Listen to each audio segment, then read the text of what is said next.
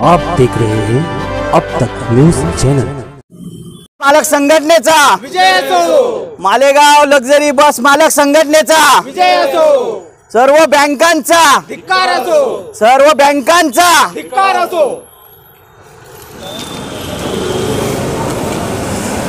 आज रोजी मालेगाव लक्झरी बस मालक संघटनेकडून आम्ही इथे सर्व बँकांचा जाहीर निषेध करत आहोत।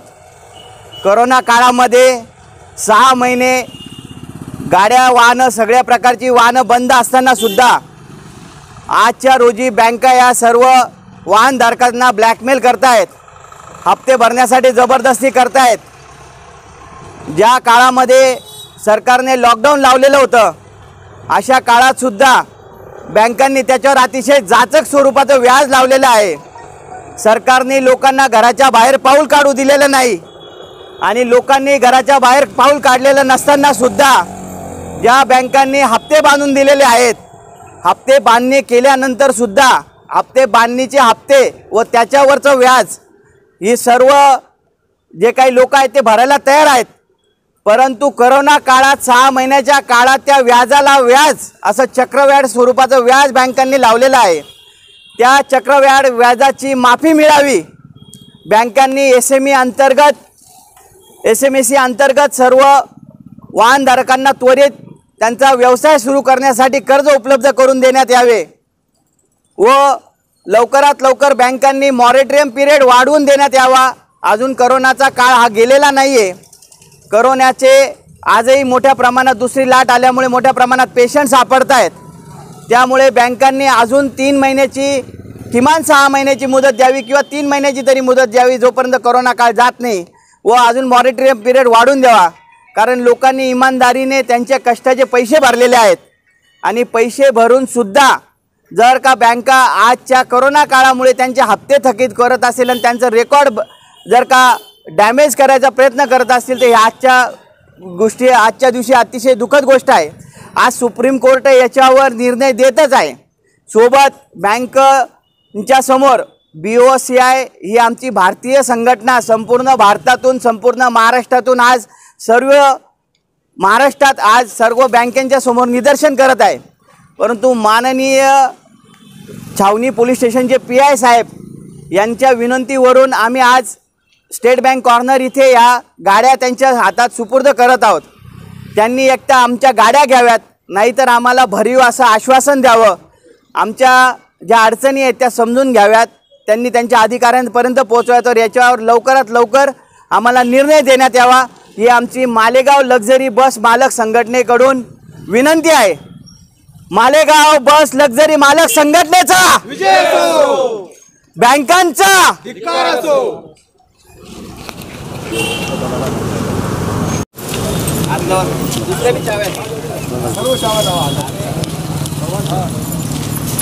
एक मिनिट आगे करो।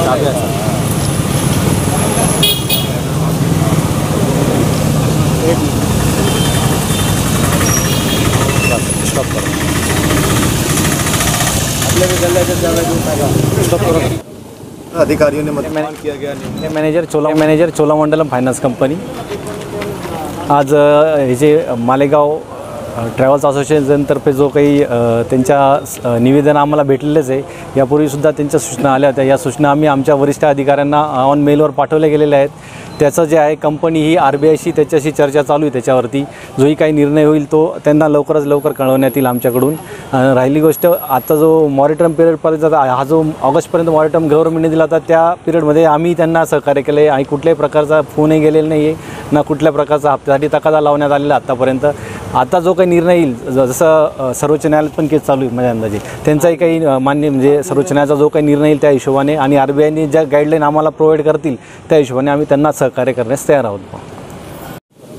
कोरोना के मामले जिस दिन से कोरोना भारत में डिटेक्ट हुआ है उस दिन से लेके आज तक कोरोना के मामले सिर्फ बढ़ते ही जा रहे हैं। 10,000, 20,000, 50,000, आज तो हमने ब्राज़ील को भी पीछे डाल दिया है और आज तो हम वर्ल्ड में 1 नंबर पे चल रहे हैं। आज भी महाराष्ट्र में कोरोना ने आतंक मचाया हुआ है, बावजूद हमें 1 तारीख से जैसे ही ई पास की परवानगी जो है वो जैसे ही वो नियम रद्द हो गया उसके बाद में हमने सेवा देने के लिए शुरुआत की है। हम बसेस वक्त पे सैनिटाइज़ कर रहे हैं, मास्क का कंपल्शन किया है, लोगों का टेम्परेचर ले रहे हैं। बावजूद इसके लेकिन गवर्नमेंट ने जो नॉर्म्स दिए सोशल डिस्टेंसिंग, इसकी वजह से हमारी ऑक्यूपेंसी जो है वो 30 से 40% कम हो गई, जिसके वजह से हमको कवर करने के लिए हमको थोड़ा सा भाड़ा भी बढ़ाना पड़ा है। जिसकी मेन वजह और एक भी ये है कि कोरोना काल में डीजल की जो मार है वो बहुत ज़्यादा बढ़ गई है। साथ में टोल जो है उन्होंने भी उनके टोल में ये 6 महीनों में 15 से 20% तक इजाफा किया है, जो कि हालांकि रोड पे उस वक्त गाड़ियाँ भी नहीं थी, लेकिन उनके जो टेंडर के जो नॉर्म्स होते हैं उसके बेस पर ये सारी महंगाई होने की वजह से आज के लोगों को, कॉमन लोगों को भाड़ा देना परवड़ नहीं रहा है। और अगर हम 20 लोगों पे गाड़ी छोड़ रहे हैं तो हमको 20,000 का डीजल लग रहा है, अगर 1,000 रुपये भी रेट रख रहे हैं तो इसलिए वो पूरी ऑक्यूपेंसी भी नहीं हो रही है, हमारा धंधा भी नहीं हो रहा है। उसमें हमें बैंकों के फ़ोन आ रहे हैं, चेन्नई से आ रहे, भले यहाँ से नहीं आ रहे, यहाँ पे हमें कोई तकलीफ़ नहीं दी जा रही, लेकिन उनके हेड ऑफिस से फ़ोन आते हैं, मैसेजेस आते हैं और उसकी वजह से हम ज़्यादा और ज़्यादा ट्रेस होते हैं, क्योंकि हमारा स्टाफ भी 6 महीने से घर पे बैठा हुआ है। उनके लिए भी कोई रोजी रोटी का या उनके लिए भी कोई मदद का, ठीक है, मालक को अगर सरकार ने मदद नहीं की तो हम समझ सकते हैं, लेकिन कम से कम वो स्टाफ के घर पे जैसे हर एक शेतकरी को दे सकते हैं, हर एक आदमी को दे सकते हैं, वो स्टाफ के घर पे भी उन्होंने कोई किसी तरह की मदद नहीं की है। वो स्टाफ ने उनका जैसे वैसे उनका घर चलाया 6 महीने तक। और आज वो जब गाड़ी पे जाते हैं तो जगह जगह पे हमें पुलिस भी रोकती है, ई पास रद्द होने के बावजूद भी रोकती है। टैक्सेस का जो नियम है उनका अभी तक जीआर गवर्नमेंट ने टैक्स तो 6 महीने का माफ़ किया है, लेकिन उसका जीआर अभी तक उन्होंने इशू नहीं किया है, जिसके वजह से हमें अभी तक वो जीआर रोड पे हमें दिखाते नहीं आता है। और जिसकी वजह से जगह जगह पे जैसे कोपरगांव हो गया, अपना मनमाड़ के पास हो गया, बॉम्बे हाईवे पे हो गया, जगह जगह पे पुलिस रोक के वहाँ से मतलब वो गाड़ियों वालों को रोक के 2 पैसे ले रही है और गाड़ियाँ छोड़ रही, इस तरीके का चल रहा है। ये सारी दिक्कतें होने के बावजूद आज हम अगर हमारा धंधा ही नहीं चल रहा है तो हमें कम से कम अभी 6 महीने का मॉरेटोरियम की ज़रूरत है, जिसकी वजह से हम जो रूटिंग पे आएंगे उस दिन से हम जिस दिन रूटीन पे आएंगे हम हफ्ते भरना शुरू कर देंगे। उसके लिए हमें 6 महीने का कम से कम मॉरेटोरियम पीरियड चाहिए। और जो मॉरेटोरियम पीरियड दिया गया है इस टाइम में हमने धंधा ही नहीं किया है तो उसके ऊपर ब्याज के ऊपर ब्याज, मैं फिर से बोल रहा हूँ, ब्याज के ऊपर का ब्याज जो हमें हफ्ते दिए हैं, जो ब्याज लगाए वो हम नियमित भर रहे हैं और आखिर तक भरते रहेंगे। लेकिन जो कोरोना काल में बंद टाइमिंग था उसके ऊपर जो ब्याज के ऊपर ब्याज लगाए वो हम किसी हाल सूरत में भरने वाले नहीं है। उसमें हमारा कोई दोष नहीं है, किसी गाड़ी वाले ने, किसी व्यापारी ने कोरोना लेके नहीं आया है। ये जो चीज़ है ये मैनमेड ही है, ये बाहर से ही आई है, ये यहाँ कोई पैदा नहीं हुई है, लेकिन यहाँ के सारे लोग, ये आवाम भुगत रही है ये चीज़ को। और ये बैंकों ने भी भुगतना चाहिए, बैंक का सिर्फ टाइम एक्सटेंड करना चाहिए, उन्होंने मॉरेटोरियम भी नहीं देना चाहिए। एक्चुअली बैंक ने उनका सिर्फ हमारा जो हफ्ता जैसे 2006 के 6ठे महीने में ख़त्म होने वाला था उसको अगर 1 साल का एक्सटेंड कर दिया तो 2020 का हफ्ता 2021 में उन्होंने वो टाइमिंग में लेना चाहिए, क्योंकि वो बीच में उन्होंने सिर्फ हमें एक्सटेंड करना चाहिए। मॉरेटोरियम का मतलब क्या हो जाता है कि आप वो ब्याज मान लेते और उसके ऊपर आपका फिर रीशेड्यूलिंग हो जाता है, टाइम तो आज निकल जाता है, फिर आगे रीशेड्यूलिंग का सब्जेक्ट आता है। रीशेड्यूलिंग में से मतलब का क्या होता है कि अगर मेरा 1 करोड़ कर्जा है और मुझे इन्होंने अगर 10 लाख रुपए ब्याज लगाए तो रीशेड्यूलिंग में 1 करोड़ 10 लाख का मुझे पूरा ब्याज लगेगा, मतलब पूरे मुझे हफ्ते देने पड़ेंगे। तो 10 लाख रुपए हम क्यों भरे? क्योंकि हमने अगर बिजनेस नहीं किया है, गवर्नमेंट ने हमको घर के बाहर नहीं निकलने दिया है, हमारा कोई इसमें दोष नहीं, तो हम वो क्यों भरेंगे? तो मेरी फाइनेंस कंपनी वालों से यही गुजारिश है कि इन्होंने ये सारी चीज़ों को बारीकी से समझना चाहिए, नहीं तो आज की ये भारत की BOCI की जो हमारी संगठन है जो महाराष्ट्र में आज पूरे महाराष्ट्र में निदर्शन कर रही है, इसका उद्रेक बहुत भयानक होगा। और अगर हमारी इन्होंने बातें नहीं सुनी तो हम 1 बार बताएंगे, 2 बार बताएंगे, अगर ये मारने पे ही तुले है तो आखिरकार बचाव करने के लिए हमें भी हमारा हाथ उठाना पड़ेगा, या इस संगठन को या इस आंदोलन को तीव्र तरीके से लेना पड़ेगा।